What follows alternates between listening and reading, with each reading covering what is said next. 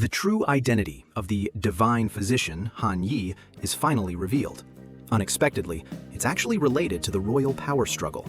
Qian Ye might truly be her biological younger brother. I believe all of you have also experienced the latest content of Where Winds Meet. The Southern Tong's master of the Lotus Pond, Li Yu, appeared, yet didn't really appear. He only showed half his face and summoned a bunch of lackeys. Then he didn't even confront us directly. What's with all the mystery? Of course, this couldn't stump a frame-by-frame master like me. I finally managed to see his full face. I have to admit, you are quite good-looking. Lol, just kidding. I'm acoustic, don't mind me. Don't do drug, people. Let's get back on topic. In this plot involving Li Yu, most of you are probably still confused. He's another cryptic character who only speaks in half-truths. It feels like the Where Winds Meet team is completely immersed in their own artistic world, unable to extricate themselves. But what we can clearly know is that during these few chess games with Li Yu, the deep topic was about Han Yi's true past. So, who exactly is Han Yi?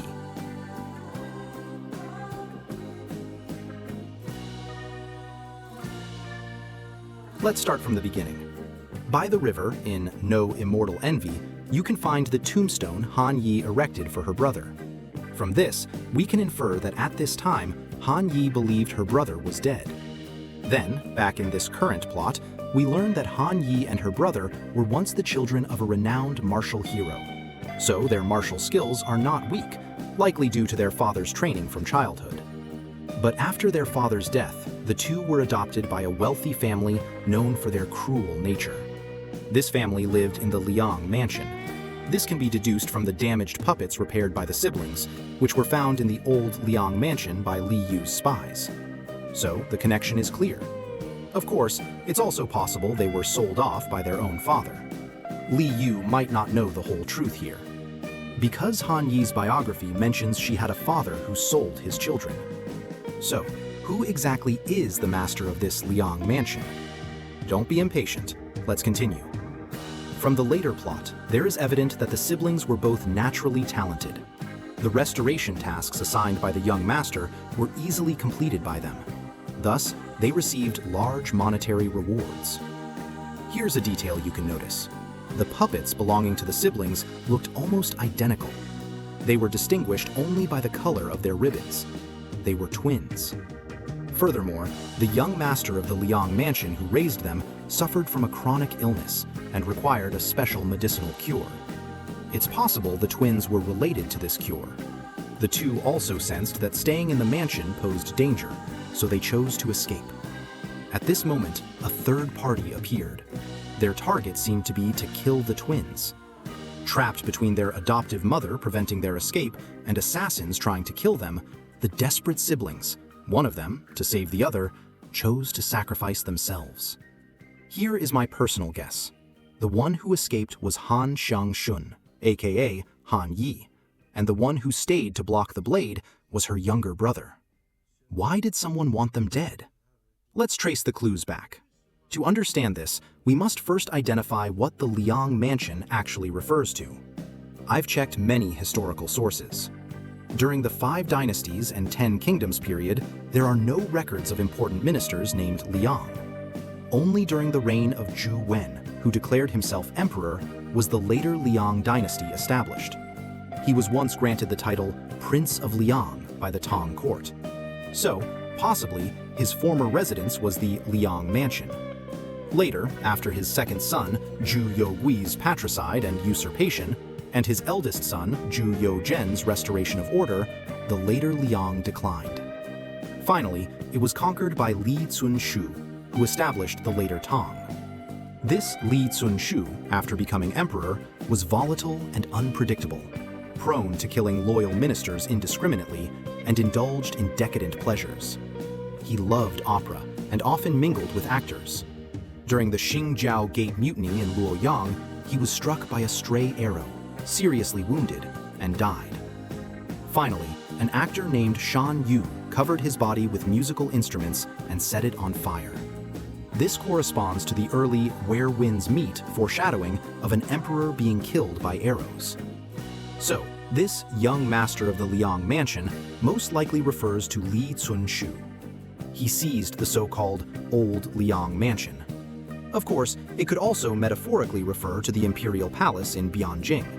After all, the game's developers love metaphors.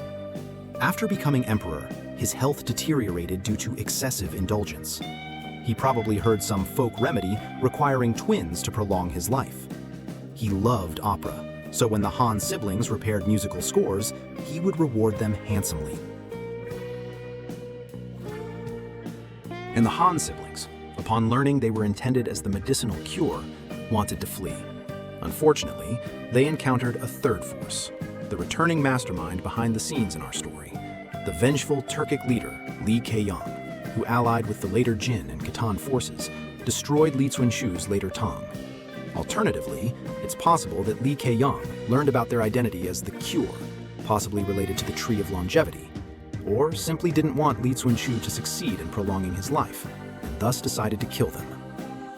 In 937 AD, among the separatist regimes in the south, the Southern Tang rose, taking initial shape, and in the same year, Li Yu was born. Then, in 939, it was formally established as the Southern Tang. In 960, Zhao Kuangyin ascended the throne, Song Dynasty. In 961, Li Yu ascended the throne. How is all this related to Han Yi? If Han Yi was from Li Cunshu's era, she should now be around 30+ years old, which matches the feeling Han Yi gives in the story, a beautiful woman in her 30s. It fits that when Han Yi escaped, her brother was cut down, but likely didn't die. He was saved by Li Keyong and eventually trained into his secret organization, the Embroidered Gold Tower. So, who is this long-haired boy who looks so much like Han Yi? Naturally, it's the recently introduced Phantom Demon, Qian Ye. First, the new ending. Han Yi and the red attire Qian Ye look extremely alike. Both use sickles, and their martial arts are similar. The new ending level appeared before Qian Ye's formal debut, so it shouldn't be that young masters saw Qian Ye wielding a sickle first and then imagined Han Yi also using one. These two, it's highly unlikely they aren't related. Furthermore, in the scene of Qian Ye's first meeting with the young master, there is this dialogue. I wonder if that upturned nose can smell the scent of a Jianghu person. It's the smell of a stinking man. Normally, if someone asks if you smell something, they are asking if you smell their scent, not if you smell your own scent.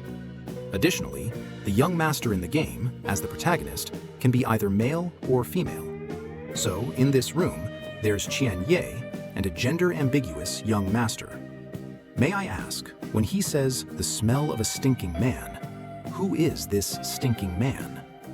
The Where Winds Meet writing team is relatively meticulous, especially in this chapter. So here, what Qian Ye likely meant to ask the young master was, can you tell that I am a man? This interpretation makes more sense logically. Then, in this recent plot, the final chess game had this option, Peach Blossom Spring Meeting. The puppet figure standing nearby should be Han Yi, and the two figures in the distance holding blades are likely from the later Jin or Li Keyong's faction. No Immortal Envy was the utopia where Han Yi hid. After a period of recuperation and reflection, wanting to find her brother's whereabouts or avenge him, she joined forces with Eastern Sparrow, using the name Goddess of the Luo River to connect with the Embroidered Gold Tower. Fate made her and Qian Ye meet again. Of course, it could also have been arranged by Li Keyong, or even Li Yu intentionally. But at this point, I estimate both had likely altered their appearances somewhat, so they didn't recognize each other. Qian Ye disguised himself as a woman. Han Yi also couldn't see his true face. This explains why, in Qian Ye's battle records, when he sees Han Yi, he has a momentary sense of déjà vu. We can only say, in the Kai Feng summary video, since Li Yu used the story of the Goddess of the Luo River and promised to meet us in Jiangnan, then likely, the Jiangnan chapter will clearly revolve around the interests of Han Yi, Li Yu, and these factions. And the hidden storyline will likely involve Li Keyong and Qian Ye's Embroidered Gold Tower content. The Emperor on the surface and the Emperor in the shadows. This style fits Misty Cloud's approach, interweaving the clear main plot and hidden plot lines, as seen in the Qing He and Kai Feng chapters. It also brings the young master's path of revenge to a critical juncture. On one side, saving Han Yi's brother, on the other, killing Qian Ye, who murdered Dao Ge and Hong Xian. Young master, how will you respond? No wonder in Li Yu's chess game, we can only win by moving 2 pawns, and victory necessarily comes by sacrificing 1 pawn. These 2 pawns likely allude to Han Yi as the goddess of the Luo River, and Qian Ye as the executioner of the embroidered gold tower. Li Yu seems to be using the chessboard to tell the young master, to defeat the Southern Tang, one side must be sacrificed. And no matter which side is sacrificed, someone will suffer. Ugh, how despicable. All the above content is my personal speculation based on existing clues combined with history. It's not guaranteed to be true. After all, Where Winds Meet is now playing the art abstraction card. Who knows what they're thinking? Maybe all these guesses are completely wrong. But if the plot goes this way, it would indeed be quite awesome for us femboy lovers. That's all for this video. I'm increasingly looking forward to the latest Where Winds Meet storyline. Let me know your opinion about this theory in the comment.